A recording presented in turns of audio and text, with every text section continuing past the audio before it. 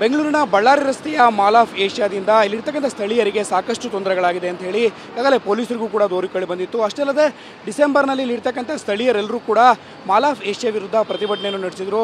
ಇದಕ್ಕೆ ಸಂಬಂಧಪಟ್ಟಂತೆ TV nine ಜೊತೆಗೆ ಮಾತನಾಡೋದಕ್ಕೆ ಇಲ್ಲಿರ್ತಕ್ಕಂಥ ಸ್ಥಳೀಯರು ಟಿವಿ ನೈನ್ ಜೊತೆಗಿದ್ದಾರೆ. ಪ್ರಕಾಶ್ ಪಟ್ಟಾಭಿ ಹಾಗೂ ಆನಂದ್ ಇದ್ದಾರೆ. ಅವ್ರನ್ನ ಕೇಳ್ತಾ ಹೋಗೋಣ ಏನೇನೆಲ್ಲ ಸಮಸ್ಯೆಗಳಾಗ್ತಿದೆ ಅಂತೇಳಿ. ಸರ್, ಮಾಲ್ ಆಫ್ ಏಷ್ಯಾದಿಂದ ಪ್ರಮುಖವಾಗಿ ಇಲ್ಲಿರ್ತಕ್ಕಂಥ ಸ್ಥಳೀಯರಾಗಿ ನೀವು ಎದುರಿಸ್ತಿರ್ತಕ್ಕಂಥ ಸಮಸ್ಯೆಗಳು ಏನು ಸರ್? ಇಲ್ಲಿ ನಾವೆಲ್ಲ ತುಂಬ ನೆಮ್ಮದಿಯಾಗಿ ಭಾಳ ಸಂತೋಷದಿಂದ ಇದ್ವಿ. ಈ ಮಾಲ್ ಆಫ್ ಏಷ್ಯಾ ಬಂದ ಮೇಲೆ ಈ ಟ್ರಾಫಿಕ್ಕು, ಪರ್ಟಿಕ್ಯುಲರ್ಲಿ ಇದು ಸರ್ವಿಸ್ ರಸ್ತೆ, ತುಂಬ ಸಣ್ಣ ರಸ್ತೆ. ಇಲ್ಲಿ ಪಿಕಪ್ಪು, ಡ್ರಾಪು ಮತ್ತು ದೊಡ್ಡ ಕ್ಯೂ ನಿಲ್ಲುತ್ತೆ. ನೋಡಿ, ಪಕ್ಕದಲ್ಲೇ ನಮ್ಮ ಅಪಾರ್ಟ್ಮೆಂಟಿನ ಎಂಟ್ರೆನ್ಸ್ ಇದೆ. ಇದು ಒಳಗೆ ಬರೋದಕ್ಕೆ ಸಾಧ್ಯವಿಲ್ಲ. ಭಾಳ ಜನ ಕನ್ಫ್ಯೂಷನ್ ಮಾಡಿ ಅಲ್ಲಿಗೆ ಬರ್ತಾರೆ, ಮತ್ತು ಅಲ್ಲಿ ಪಾರ್ಕ್ ಮಾಡಿ ಇಲ್ಲಿ ಇಳಿಸಿ ಇಲ್ಲಿಗೆ ಬರ್ತಾರೆ. ಇದೆಲ್ಲ ಭಾಳ ತುಂಬ ತೊಂದರೆ ಆಗ್ತಿದೆ. ಅದ್ರ ಜೊತೆಯಲ್ಲಿ ಮಾಲ್ ಆಫ್ ಏಷ್ಯಾ ಅವ್ರದ್ದು ತುಂಬ ತೊಂದರೆಗಳಿವೆ. ಅವ್ರದ್ದು ಜನ್ರೇಟರ್ಸು, ಎ ಸಿ ಬ್ಲೋವರ್ಸು, ನಾಯ್ಸ್ ಜಾಸ್ತಿ ಇದೆ. ಹಾಗಾಗಿ ಈವೆಂಟ್ಗಳು ಮಾಡ್ತಾರೆ, ಅದರಿಂದನೂ ತುಂಬ ಕ್ರೌಡ್ ಬಂದು ಭಾಳ ತೊಂದರೆ ಆಗ್ತಿದೆ. ಸರಿ, ಅದಕ್ಕೆ ಸಂಬಂಧಪಟ್ಟಂಗೆ ಕರ್ನಾಟಕ ಪೊಲ್ಯೂಷನ್ ಕಂಟ್ರೋಲ್ ಬೋರ್ಡ್ಗೆ ಸಂಬಂಧಪಟ್ಟಂಗೆ ಏನಾದರೂ ಕಂಪ್ಲೇಂಟ್ಸು ಅಥವಾ ಏನಾದರೂ ಕೊಡುವಂಥ ಕೆಲಸ ಆಗಿದೆ? ಇವೆಲ್ಲ ಕೊಟ್ಟಾಗಿದೆ. ಇವೆಲ್ಲ ನಮ್ಮ ಅಪಾರ್ಟ್ಮೆಂಟ್ ಓನರ್ಸ್ ಅಸೋಸಿಯೇಷನಿಂದ ಮತ್ತು ಸಹಕಾರ ನಗರದ ವೆಲ್ಫೇರ್ ಅಸೋಸಿಯೇಷನವರು, ಬ್ಯಾಟ್ರಾಯನ್ಪುರ ಈ ವಿಲೇಜ್ನ ಜನ ಮತ್ತು ಜುಡಿಷಿಯಲ್ ಲೇಔಟ್ ಇವರೆಲ್ಲ ಸಾಕಷ್ಟು ಕಂಪ್ಲೇಂಟ್ಸ್ ಈಗಾಗಲೇ ಕೊಟ್ಟಿದೆ ಕನ್ಸರ್ನ್ಡ್ ಅಥಾರಿಟೀಸ್ಗೆ. ಮೊನ್ನೆ ಕಮಿಷನರ್ ದಯಾನಂದ್ ಅವರು ಬಂದು ಇದೆಲ್ಲ ಪರೀಕ್ಷೆ ಮಾಡಿ ಎಲ್ಲ ಒಂದು ರಿಪೋರ್ಟ್ ಕೊಡ್ತಿದ್ದೀವಿ ಮತ್ತು ಇದಕ್ಕೆ ಸ್ಟೇ ತರೋದಕ್ಕೂ ಪ್ರಯತ್ನ ಮಾಡ್ತಿದ್ದಾರೆ ಅಂತ ಹೇಳಿದ್ರು.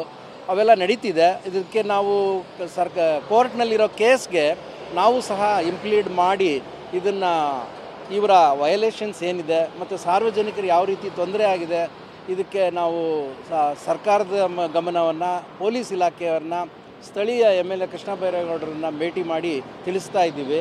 ಆದರೂ ಏನು ಇಂಪ್ರೂವ್ಮೆಂಟ್ ಕಾಣಿಸ್ತಿಲ್ಲ. ನೋಡಿ, ಇದು ಸಣ್ಣ ಹೈವೇ ಪಕ್ಕದಲ್ಲಿರೋ ಸಣ್ಣ ರಸ್ತೆ. ಇನ್ನು ಮುಂದೆ ನಮಗೆ ಊಹೆ ಮಾಡಿದ್ರೆ ಇನ್ನೂ ಇದೆ. ಯಾಕಂದರೆ ಈ ಮಾಲ್ ಆಫ್ ಏಷ್ಯಾ ಈಗ ಅವ್ರು ಹೇಳೋ ಪ್ರಕಾರ ಇನ್ನೂ 40% ಅಷ್ಟೇ ಅಂತೆ. ಮೇಲ್ಗಡೆ 100% ಪೂರ್ತಿ ಕಂಪ್ಲೀಟ್ ಆಯಿತು ಅಂದರೆ ಎಷ್ಟೆಲ್ಲ ಸಮಸ್ಯೆಗಳಾಗ್ಬೋದು ಅಂತ. ಇನ್ನೂ ಹೆಚ್ಚಿನ ಸಮಸ್ಯೆಗಳಾಗೋ ಯಾಕಂದರೆ 10,000ಕ್ಕೂ ಹೆಚ್ಚು ವೆಹಿಕಲ್ಗಳು ಇಲ್ಲಿ ಬರೋ ಸಾಧ್ಯತೆ ಇದೆ. ಅವರು ಪಾರ್ಕಿಂಗ್ ವ್ಯವಸ್ಥೆ ಭಾಳ ಕಡಿಮೆ ಇಟ್ಕೊಂಡಿದ್ದಾರೆ. ಮತ್ತು ರಸ್ತೆಗೆ ಇಷ್ಟು ಲೋಡ್ ತೊಳ್ಕೊಳ್ಳೋ ಶಕ್ತಿ ಇಲ್ಲ ಅನಿಸುತ್ತೆ. ಯಾಕಂದರೆ ಸರ್ವಿಸ್ ರಸ್ತೆ, ಪಕ್ಕದಲ್ಲಿ ಹೈವೇ ಕನೆಕ್ಟ್ ಮಾಡೋಕ್ಕಾಗಲ್ಲ, ಮೇಲ್ಗಡೆ ಫ್ಲೈಓವರ್ ಇಳಿಯೋಕ್ಕಾಗಲ್ಲ. ಇದೇನಿದ್ರು ಈ ರಸ್ತೆನ ಅಗಲೀಕರಣ ಮಾಡಬೇಕು, ನೋ ಪಾರ್ಕಿಂಗ್ ಮಾಡಬೇಕು, ಮತ್ತು ದಾರಿ ಉದ್ದಕ್ಕೂ ಅಂಗಡಿಗಳಿಟ್ಟಿದ್ದಾರೆ ಸಣ್ಣ ಪುಟ್ಟ, ಅವ್ರನ್ನೆಲ್ಲ ಇದು ಮಾಡಬೇಕು. ಇವರ ಪಿಕಪ್ಪು ಡ್ರಾಪನ್ನು ಒಳಗಡೆನೇ ವ್ಯವಸ್ಥೆ ಮಾಡ್ಕೋಬೇಕು. ಇಲ್ಲ ಅಂದರೆ ಎಲ್ಲ ದಾರಿನಲ್ಲಿ ನಿಲ್ಲಿಸ್ತಾರೆ, ಹಿಂದೆ ಇರೋ ವೆಹಿಕಲ್ಗಳಿಗೆ ತೊಂದರೆ ಆಗ್ತಿದೆ. ಮತ್ತೊಬ್ಬ ನಿವಾಸಿಗಳಾಗಿರ್ತಕ್ಕಂಥ ಪಟಾಭಿ ಅವರು ಇದ್ದಾರೆ.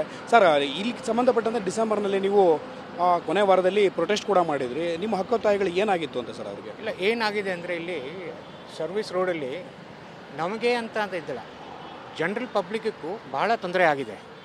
ಏರ್ಪೋರ್ಟ್ ಬಸ್ ಇಲ್ಲಿ ಹೋಗುತ್ತೆ, ಏರ್ಪೋರ್ಟ್ ಮೆಜೆಸ್ಟಿಕ್ಕಿಂದ ಬರೋ ಏರ್ಪೋರ್ಟು ಇಲ್ಲಿ ಪಿಕಪ್ ಎಲ್ಲ ಇರುತ್ತೆ. ಇಲ್ಲಿ ಪಿಕಪ್ ಮಾಡಬೇಕು ಅಂದ್ರೂ ಅವ್ರಿಗೆ ಸ್ಟಾಪಿಂಗ್ ಪಾಯಿಂಟ್ ಇಲ್ಲ, ಯಾಕೆಂದರೆ ಟ್ರಾಫಿಕ್ ಅಷ್ಟೊಂದು ಜಾಮ್ ಆಗಿದೆ. ಅದು ಒಂದು. ಪರ್ಟಿಕ್ಯುಲರ್ಲಿ ಆ್ಯಂಬುಲೆನ್ಸಸ್ ಯಾವುದು ಕೆಳಗಿನಿಂದ ಹೋಗುತ್ತೋ ಅವ್ರಿಗೆ ಹೆಂಗಾದರೂ ಜಾಗ ಮಾಡಿ ಪೊಲೀಸ್ನವ್ರು ಕೊಡ್ತಾರೆ. ಬಟ್ ಆದರೂ ಅವ್ರ ಮುಂದೆ ಟ್ರಾಫಿಕ್ ಎಷ್ಟೊಂದು ಜಾಮ್ ಆಗಿದ್ದರಿಂದ ಅವ್ರಿಗೂ ತೊಂದರೆ ಆಗಿದೆ. ಎಷ್ಟು ಜನ ಮಾಡಿದ್ದಾರೆ. ಅದು ಪರ್ಟಿಕ್ಯುಲರ್ಲಿ ನಮ್ಮ ಬ್ಯಾಟ್ರಾಯನ್ಪುರ ಸಿಗ್ನಲಿಂದ ಈ ಕಡೆ ಬರೋದಕ್ಕೆ ಮಿನಿಮಮ್ 40-45 ಮಿನಿಟ್ಸ್ ಆಗುತ್ತೆ. ಈ ಜಕ್ಕೂರಿಂದ ಟರ್ನ್ ಮಾಡ್ಕೊಂಡು ಬರೋದು ಅದು ನಮಗಾಗುತ್ತೆ. ಏರ್ಪೋರ್ಟ್ಗೆ ತೆರಳತಕ್ಕಂಥ ಪ್ರಯಾಣಿಕರಿಗೂ ಸಾಕಷ್ಟು ಅನಾನುಕೂಲಗಳಾಗಿದೆ ಆಗಿದೆ. ಯಾಕೆಂದರೆ ಪಿಕಪ್ ಇಲ್ಲೇ ಇದೆ, ಬಸ್ ಸ್ಟ್ಯಾಂಡು JKVK ಹತ್ರ ಇದೆ, ಬ್ಯಾಟ್ರಾಯನ್ಪುರ ಹತ್ರ ಇದೆ. ಅವ್ರು ಎಲ್ಲಿ ಆ ಕಡೆ ನಿಲ್ಲಿಸಿದ್ರೆ ಇಲ್ಲಿಂದ ಜಂಪ್ ಮಾಡೋಕ್ಕೆ ಅವಕಾಶ ಇಲ್ಲ, ಲಗೇಜ್ ಇಟ್ಕೊಂಡು. ಆ ಥರ ಅವರು ನಮಗೆ ಅಂತದಿಲ್ಲ, ಸೊ ಜನರಲ್ ಪಬ್ಲಿಕ್ಗೆ ಭಾಳ ತೊಂದರೆ ಆಗಿದೆ. ಸರ್, ಇಷ್ಟು ದೊಡ್ಡ ಮಾಲು ಇಲ್ಲಿ ಬಂದಿರತಕ್ಕಂಥದ್ದು, ಇದಕ್ಕೆ ಸಂಬಂಧಪಟ್ಟಂತೆ ಆಕ್ಯುಪೆನ್ಸಿ ಸರ್ಟಿಫಿಕೇಟನ್ನು BBMP ಕೂಡ ಕೊಡಬೇಕಾಗುತ್ತೆ, ಸಂಬಂಧಪಟ್ಟಂಥ ಅಥಾರಿಟಿಗಳು ಕೊಡಬೇಕಾಗುತ್ತೆ. ಇದು ಯಾವುದನ್ನು ಕೂಡ ಗಮನಿಸದೆ ಅವರೆಲ್ಲವೂ ಕೂಡ ಸರ್ಟಿಫಿಕೇಟ್ಗಳನ್ನ ಇಶ್ಯೂ ಮಾಡಿದ್ದಾರೆ. ಅದು ನಾನು ಕಮೆಂಟ್ ಮಾಡೋಕ್ಕಾಗಲ್ಲ. ಯಾಕೆಂದರೆ ಅವರು ಫಿನಿಕ್ಸ್ ಮಾಲ್ನವರು, ಇದು ಮೊದಲನೇ ಮಾಲ್ ಅವ್ರು ಕಟ್ತಾ ಇಲ್ಲ, ಅವ್ರು ಕಟ್ಟಿರೋದು ಬೇರೆ ಮಾಲ್ಗಳಲ್ಲಿ ಇದೆ. ಅವ್ರಿಗೆ ಆ ಥರ ಎಕ್ಸ್ಪೀರಿಯನ್ಸ್ ಇದೆ. ಅದರಲ್ಲಿ ಯಾರು ಪರ್ಮಿಷನ್ ತೊಗೊಂಡಿದ್ದಾರೋ ಇಲ್ವೋ ಅದಕ್ಕೆ ನಾನು ಕಮೆಂಟ್ ಮಾಡೋಕ್ಕಾಗಲ್ಲ. ಸೊ ದ್ಯಾಟ್ ಈಸ್ ಡೆಫಿನೆಟ್ಲಿ ಅವರು ತೊಗೊಂಡಿರ್ಬೋದು. ಯಾವ ಮಟ್ಟಕ್ಕೆ ತೊಗೊಂಡಿದ್ದಾರೆ, ಅದು ಯಾವ ಸೌಂಡ್ ಲೆವೆಲ್ಗೆ ತೊಗೊಂಡಿದ್ದಾರೆ, ಯಾವ ಥರ ತೊಗೊಂಡಿದ್ದಾರೆ, ಅದು ನಾವು ಇನ್ನೊಬ್ಬ ಸ್ಥಳೀಯರಿದ್ದಾರೆ, ಆನಂದ್ ಇದ್ದಾರೆ. ಸರ್, ಈಗಾಗಲೇ ಫಿನಿಕ್ಸ್ ಮಾಲ್ಗೆ ಸಂಬಂಧಪಟ್ಟಂತೆ ಇಲ್ಲಿರ್ತಕ್ಕಂಥ ಸ್ಥಳೀಯರು ಕೂಡ ತಮ್ಮ ಆಕ್ರೋಶನ ವ್ಯಕ್ತಪಡಿಸಿದ್ರು. ಮಕ್ಕಳಿಗೆ ಓದೋದಕ್ಕೂ ಕೂಡ ತೊಂದರೆ ಆಗ್ತಿದೆ ಅಂತ ಹೇಳಿ. ನಮಸ್ಕಾರ. ನಾನು ಎಕ್ಸ್ಕ್ಲೂಸಿವ್ ಆಗಿ ಇಲ್ಲಿ ನಿವಾಸಿಯಾಗಿ ಹೇಳ್ತೀನಿ. ನಾವಿಲ್ಲಿ ರೈಂಟ್ರಿ ಬೌಲಿವಾರ್ಡ್ ಅಪಾರ್ಟ್ಮೆಂಟಲ್ಲಿ ಪ್ರೀಮಿಯಂ ಪ್ರೈಸ್ ಕೊಟ್ಟು ನಾವು ಇಲ್ಲಿ ಅಪಾರ್ಟ್ಮೆಂಟ್ ತೊಗೊಂಡ್ವಿ. ನಮ್ಮ ಉದ್ದೇಶ ಏನಿತ್ತು ಅಂದರೆ ಹೊರಗಡೆ ಇರಬೇಕು, ಒಂದು ವಾತಾವರಣ ಯಾವ ರೀತಿ ಇರಬೇಕು ಅಂದರೆ ತೊಂದರೆ ಇರಬಾರ್ದು, ಈಸಿ ಆಕ್ಸೆಸಿಬಿಲಿಟಿ ಇರಬೇಕು ಅನ್ನೋ ಒಂದು ಉದ್ದೇಶದಿಂದ ಇಲ್ಲಿ ತೊಗೊಂಡ್ವಿ. ಈಗ ಯಾವ ರೀತಿ ಆಗಿದೆ ಅಂದರೆ ಒಂದು ಪಾಯಿಂಟ್ ಆಫ್ ಟೈಮಲ್ಲಿ ಮಾಲ್ ಆಫ್ ಏಷ್ಯಾ ಇಷ್ಟು ದೊಡ್ಡದು ಬರುತ್ತೆ ಅಂದರೆ ನಾವು ಒಂದು ಪ್ರೈಡ್ ಫೀಲಿಂಗಲ್ಲಿದ್ವಿ, ತುಂಬ ಚೆನ್ನಾಗಿರುತ್ತೆ, ಇಂಟರ್ನ್ಯಾಷನಲ್ ಲೆವೆಲಲ್ಲಿರುತ್ತೆ ಆ್ಯಂಡ್ ಅದನ್ನು ತುಂಬ ಚೆನ್ನಾಗಿ ಪ್ಲ್ಯಾನಿಂಗ್ ಮಾಡಿ ಕಟ್ಟಿರ್ತಾರೆ ಅಂತ. ಇವತ್ತಿನ ದಿನ ಏನಾಗಿದೆ ಅಂತಂದರೆ ಅಲ್ಲಿಂದ ನಾವು ಆಚೆ ಬರೋಕ್ಕಾಗ್ತಾಯಿಲ್ಲ. ನಾನು ಗಾಡಿ ತೆಗೆದೇ ಒಂದು ವಾರ ಆಯಿತು. ಪ್ರತಿದಿನ ಇಲ್ಲಿ ಬಂದು ರಶ್ ನೋಡಿಬಿಟ್ಟು ಟ್ಯಾಕ್ಸಿನೋ ಆಟೋನೋ ತೊಗೊಂಡು ಹೋಗ್ತಾ ಇದ್ದೀನಿ.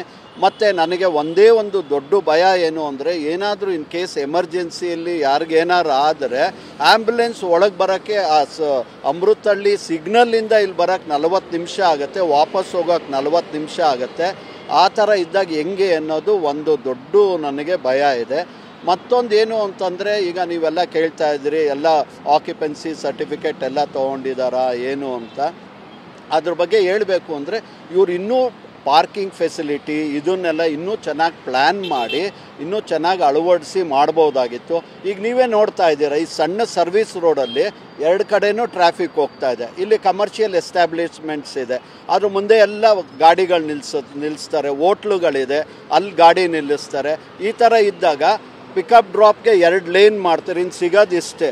ಈವನ್ ಇಲ್ಲಿಂದ ಆಚೆ ಬರೋದಕ್ಕೆ ಸಾಧ್ಯ ಇಲ್ಲ. ಇದು ಅಲ್ಲದೆ ಎಲ್ಲರಿಗೂ ಈಗ ಏನಾಗಿದೆ, ಕ್ರಾಸ್ ಮಾಡೋಕ್ಕೆ ಕೆಲವರು ಆ ಲೇನಲ್ಲಿ ಗಾಡಿ ನಿಲ್ಲಿಸ್ಬಿಟ್ಟು ನೋಡಿ ಬ್ಯಾರಿಕೇಡ್ನ ಜಂಪ್ ಮಾಡಿ ವಾಕ್ ಮಾಡಿ ಬರ್ತಾರೆ.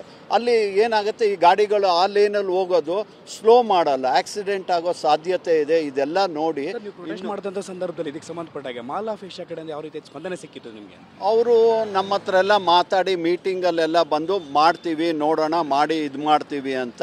ಬಟ್ ನನ್ನ ಪ್ರಕಾರ ಅವರು ಹೇಳಿದಷ್ಟು ಫಾಸ್ಟಾಗಿ ಏನೂ ಮಾಡ್ತಾ ಇಲ್ಲ. ಈಗ ನಿನ್ನೆ ಬಂದು ಸುದ್ದಿ ಪ್ರಕಾರ ಒಳಗೆ ಪಿಕಪ್ ಡ್ರಾಪ್ ಮಾಡ್ಕೋಕ್ಕೆ ವ್ಯವಸ್ಥೆ ಮಾಡ್ತೀನಿ ಅಂತ ಹೇಳಿದ್ದಾರೆ.